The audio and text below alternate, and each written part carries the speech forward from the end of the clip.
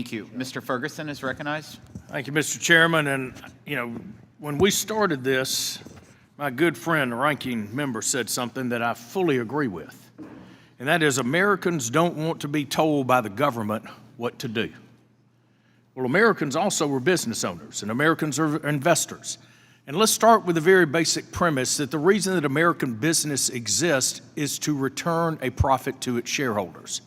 That's the sole purpose of running a business. And I think it is wrong to co-opt the business community to basically carry out a social agenda by our colleagues from the other side of the aisle.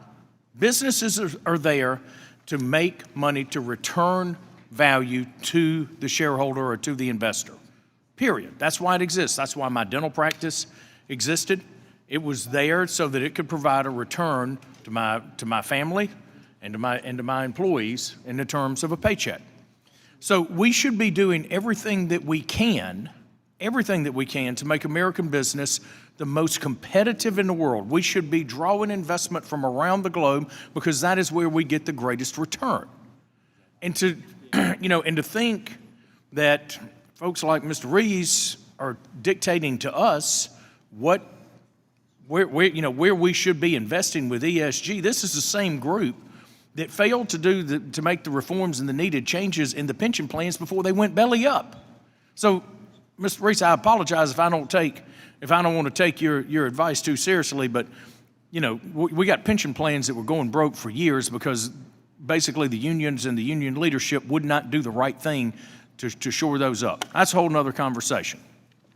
But when we go down this road of causing companies to do things so that they can that go against their core mission so that they can simply attract investment dollars, that is counterproductive. It's not an efficient use of capital.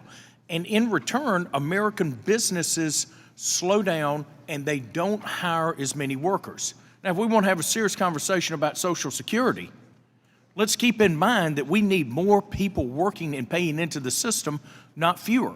So every time that we drive a business to lower productivity and to make them hire fewer people, we are hurting the very group that we're trying to help, which is to make sure that our seniors are protected.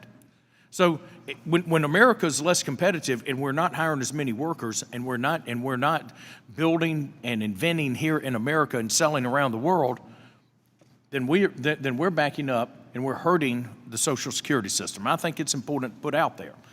Also, and Mr. Isaac, Mr. Oaks, I'll let y'all answer this question.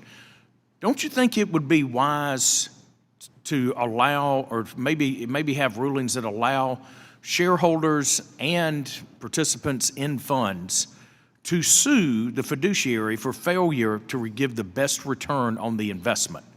Don't you think that would be a wise thing? Mr. Oaks, I'll start with you, and just if you could kick that around, I would appreciate that, and Mr. Isaac, you can follow up on that.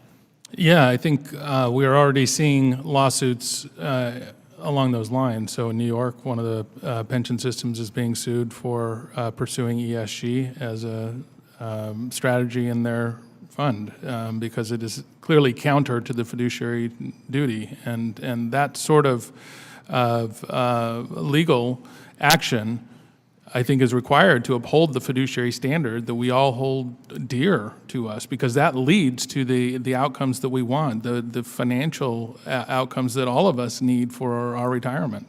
Very good. Mr. Isaac? And I believe several states are suing. Your attorneys generals are acting.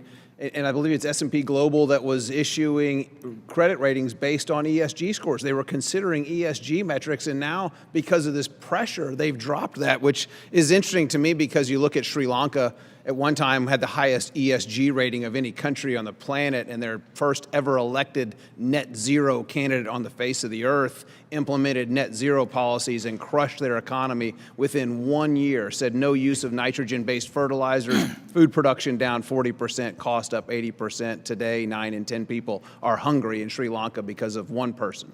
I tell you, it's a great example. Look, Americans want a paycheck where they can take care of their families. They want to come home to a decent, safe place to live.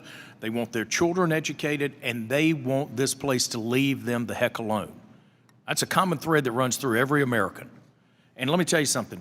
when you enforce or you go down the road of imposing ESG requirements and all of this stuff, it violates every single one of those pillars. It's the government telling you where you can invest, where you can't invest. The wokeness that occurs in the school system is destroying the education system. It is leading to policies that make our communities less safe. And you know what? Look at inflation. Look at where we are with interest rates. It's not, the American economy and Bidenomics is not working for the American people. That'll yield back, Mr.